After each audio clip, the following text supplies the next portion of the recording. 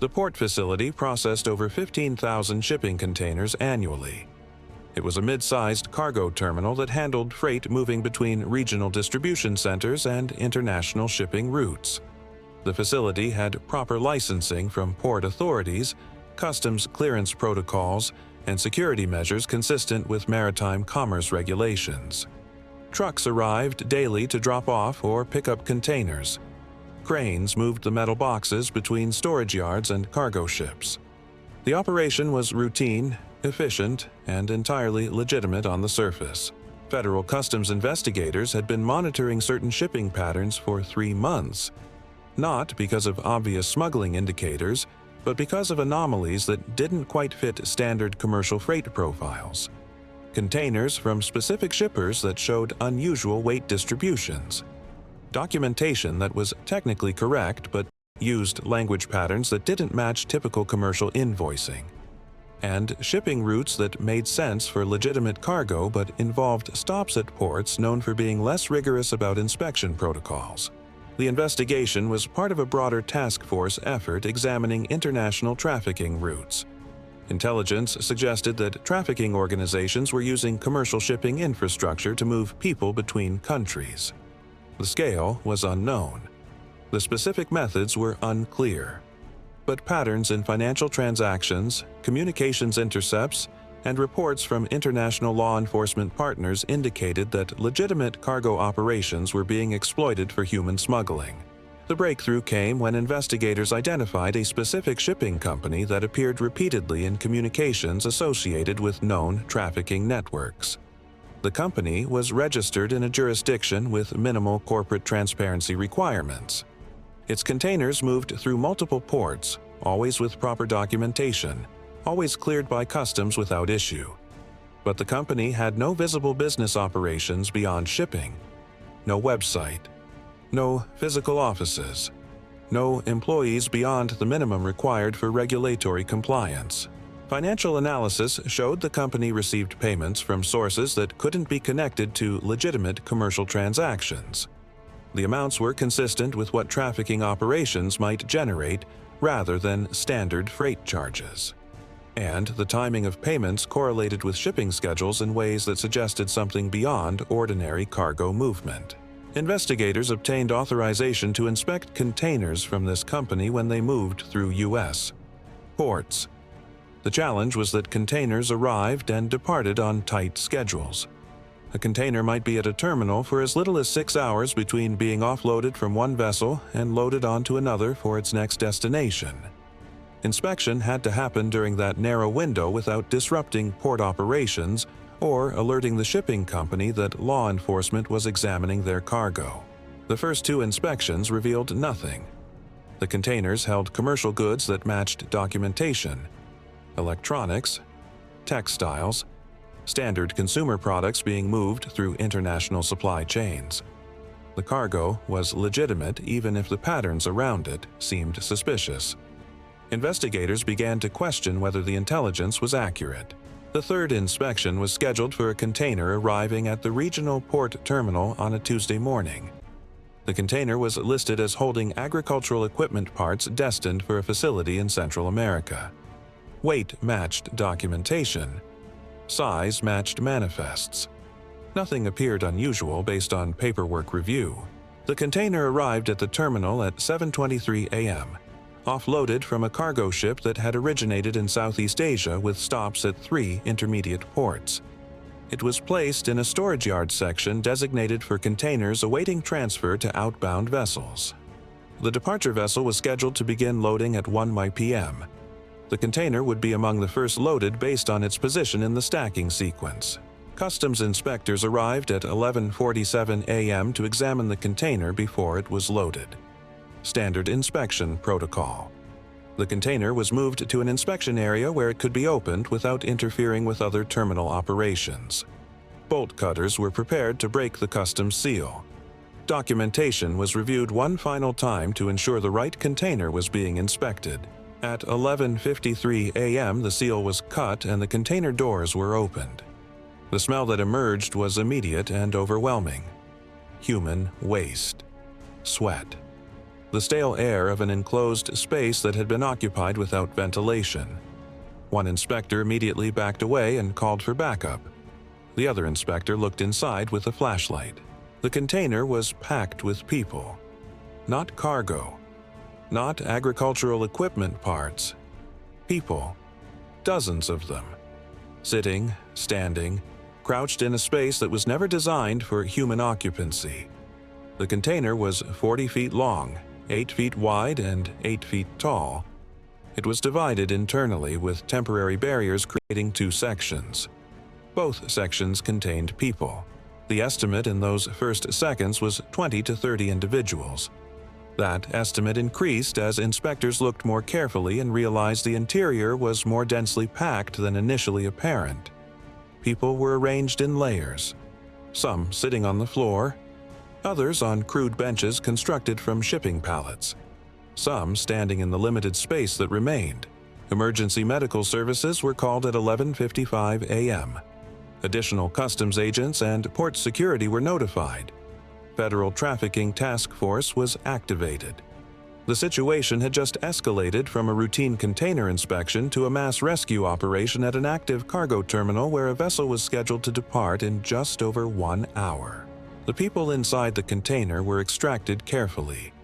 Medical teams assessed each individual as they emerged. Severe dehydration was universal. Heat exhaustion was widespread. Several people required immediate hospitalization. Others were conscious but disoriented and weak. All showed signs of extended confinement in conditions that were barely survivable. The count climbed as extraction continued. 20 people, 30, 40. The container interior revealed a system designed to maximize human capacity while maintaining the external appearance of standard cargo. The makeshift levels and cramped spacing allowed far more people to be packed inside than would be possible in a normal arrangement. 50 people. 60. 70. The extraction took 43 minutes. When the final individual was brought out, the total count reached 94. 94 people had been sealed inside a shipping container traveling through international cargo routes. They had been in that container for an unknown period. They had minimal access to water, no access to sanitation facilities beyond buckets, no ventilation beyond small holes drilled near the top of the container that provided barely enough airflow to prevent suffocation. Medical triage began immediately. 3 individuals required emergency transport to hospitals for life-threatening dehydration and heat-related conditions. 17 more needed urgent medical care but were stabilized on site. The remaining 74 were provided with water, cooling measures, and initial medical screening, while victim advocates and translators began the process of identification and documentation. The languages spoken by the people extracted from the container included Mandarin, Vietnamese, Tagalog, and several others that translators initially struggled to identify. The group included men, women, and several teenagers. Ages ranged from approximately 15 to mid-50s. None had identification documents. None had phones or personal belongings beyond minimal clothing.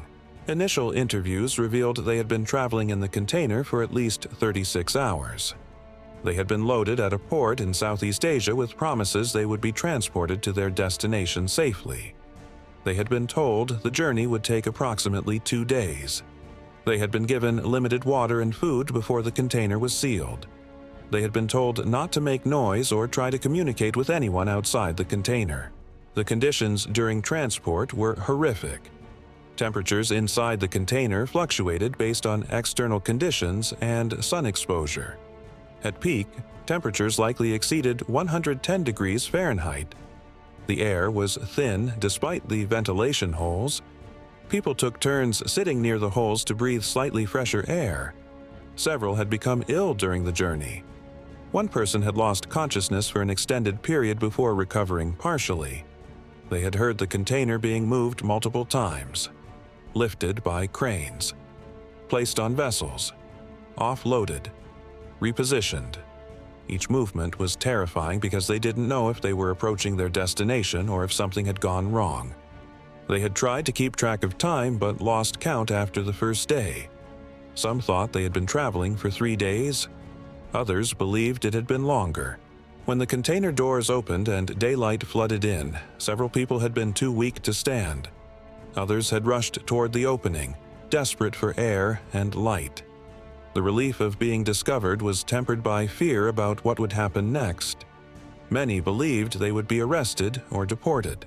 Some had paid substantial amounts to trafficking organizations for this transport and feared they would face. The investigation moved rapidly on multiple fronts.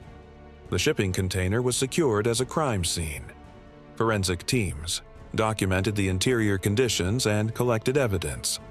The cargo manifest and shipping documentation were analyzed to trace the container's route and identify who had arranged its transport. And law enforcement coordinated with international partners to investigate the origin point and identify other containers. That the container's tracking data showed it had been loaded at a port in Southeast Asia 11 days earlier. It had made 2 intermediate stops at other Asian ports before crossing the Pacific Ocean to the U.S. West Coast. From there, it had been transported by rail to this regional terminal where it was awaiting transfer to a vessel heading to Central America. The people inside had not been in the container for the entire 11-day journey. That would have been impossible to survive.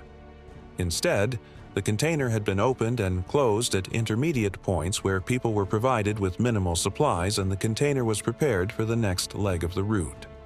The trafficking organization had coordinated with individuals at multiple ports to ensure the container could be accessed without customs inspection at each stop. The final destination in Central America was examined. The receiving company listed on the manifest was another shell entity with no visible business operations. Investigators coordinated with law enforcement in the destination country.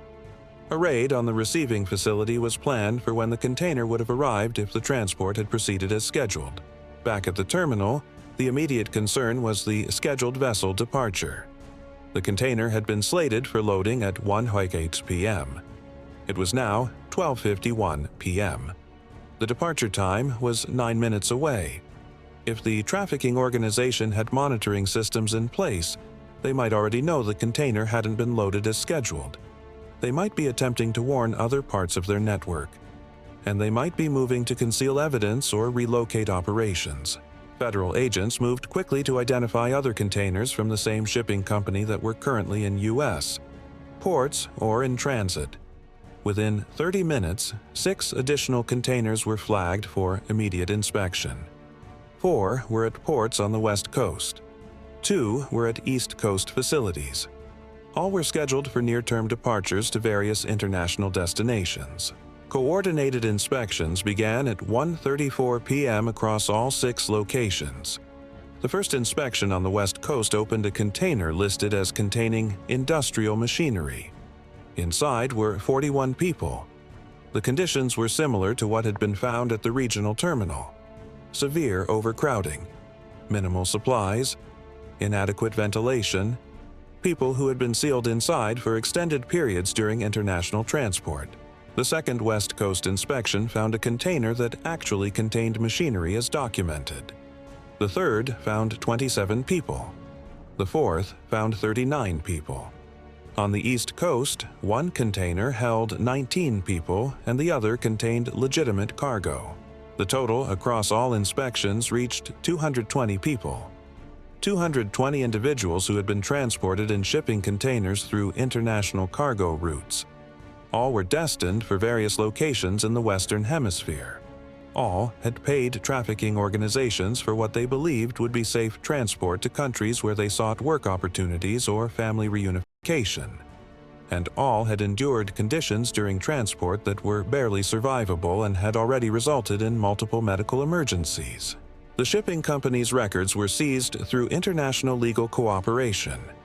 The investigation revealed a sophisticated network that had been operating for at least 3 years. Hundreds of people had been moved through this route. The organization coordinated with corrupt officials at multiple ports who ensured containers weren't inspected. They used legitimate shipping infrastructure to move people between continents. And they charged substantial fees to individuals desperate enough to risk the journey. The financial scale was staggering. With hundreds of people transported over 3 years at fees ranging from $5,000 to $15,000 per person, the organization had generated millions in revenue. The shipping containers were essentially free once they were inserted into legitimate cargo streams. The only significant costs were payments to corrupt officials and coordination of loading and unloading at intermediate points. For the 94 people found at the regional terminal, the timing of the inspection was critical. The container was scheduled to be loaded onto a departing vessel at 1:10 p.m. The inspection began at 11:53 a.m. That gave 67 minutes from the time the container was opened until the scheduled loading. If the inspection had been delayed by even 1 hour, the container would have been sealed and loaded. The people inside would have continued their journey for another week or more to reach the final destination. The conditions during that additional week might have been fatal. 3 individuals were already in critical condition when discovered. Several others were severely dehydrated and heat exhausted. Medical professionals who assessed the situation stated that an additional 3 to 5 days of confinement without intervention would likely have resulted in deaths from dehydration, heat stroke, or complications from the unsanitary conditions. The investigation into the broader network continued for months. The shipping company was dismantled. Assets were seized. Individuals identified as participating in the coordination of container transport were arrested in multiple countries. Some port officials who had accepted bribes to allow containers to pass without inspection faced charges. And the investigation expanded to examine whether other trafficking organizations were using similar methods. For the 220 people discovered across the 6 containers, recovery was a complex process. Medical care for immediate health crises, psychological support for trauma associated with the transport experience, legal assistance for immigration status and protection as trafficking victims, and practical support for housing, employment, and rebuilding lives after an experience that had put them in genuine danger of death. Many had paid their life savings for the transport. They had been told it was safe passage arranged by professionals who managed these routes regularly. They had believed they were making a rational choice to pursue opportunities that weren't available in their home countries. Instead, they had been sealed in metal boxes and transported like cargo through international shipping routes that subjected them to conditions that violated. The trafficking organization's recruitment methods were examined. They targeted people in countries with limited economic opportunities who were seeking better situations elsewhere. They advertised through word-of-mouth networks and online platforms using coded language that suggested safe transport services.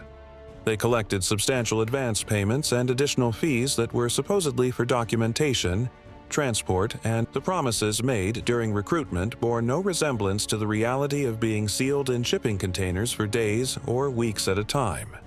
The organization knew the conditions were dangerous and potentially fatal. But the profit margins were too attractive and the success rate high enough that they continued operating even as people suffered and died during transport. The prosecutions that followed resulted in significant prison sentences for organizers and facilitators. The shipping company's corporate structure was penetrated to identify the individuals who actually controlled the operation. Port officials who had enabled the network by accepting bribes to allow uninspected containers faced both criminal charges and termination from positions that had given them authority over cargo inspection processes. The regional terminal where the initial discovery occurred implemented enhanced screening protocols for containers from high-risk shipping companies or routes. Port authorities across the country reviewed their inspection procedures and increased random checks of containers that fit certain risk profiles. International cooperation improved as countries recognized that trafficking through commercial shipping infrastructure required coordinated response across multiple jurisdictions. For the tactical teams and law enforcement personnel involved in the initial response, the operation reinforced several critical lessons. The importance of following through on intelligence even when initial inspections don't yield immediate results. The necessity of rapid response when evidence reveals time-sensitive situations where lives are at immediate risk. and the reality that trafficking operations can exploit legitimate commercial infrastructure to move people across international borders while hiding behind routine business transactions. The 94 people found in that first container had been traveling for at least 36 hours when discovered. They were scheduled to continue traveling for at least another 7 days to reach their intended destination. The total journey time would have exceeded 10 days sealed in a container with minimal supplies and dangerous environmental conditions. Several would likely not have survived that full journey.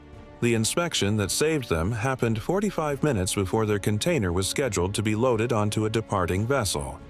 If customs had been running behind schedule that day, if the inspection team had chosen to examine a different container first, if anything had delayed the process by even an hour, those 94 people would have been on their way to the next leg of a journey that had already pushed them to the edge of survival.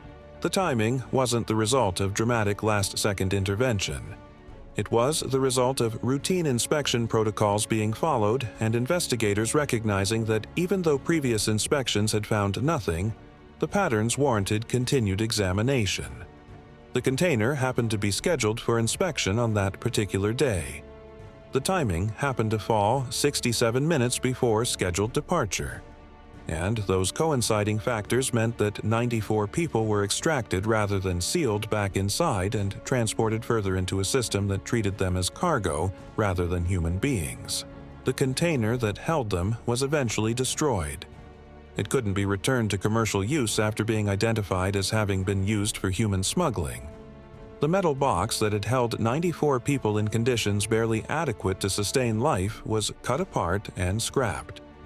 The temporary barriers inside that had been constructed to maximize human capacity were documented as evidence and then dismantled. Port operations continued. Thousands of containers moved through the terminal every week. Most contained legitimate cargo moving through global supply chains.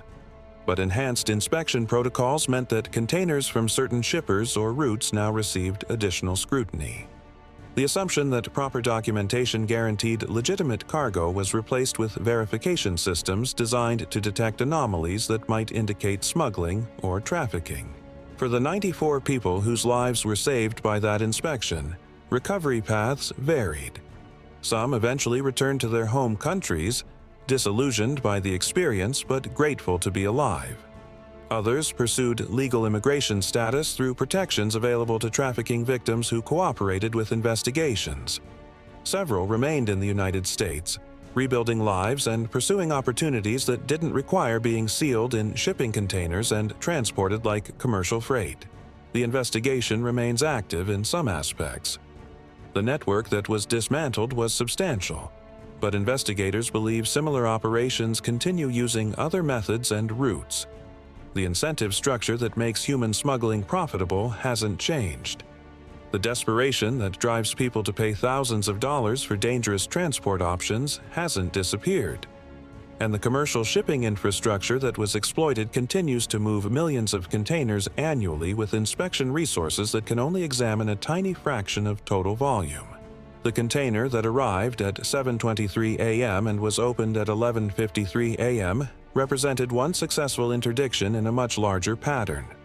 The 94 people inside represented 220 people discovered that day across 6 inspections.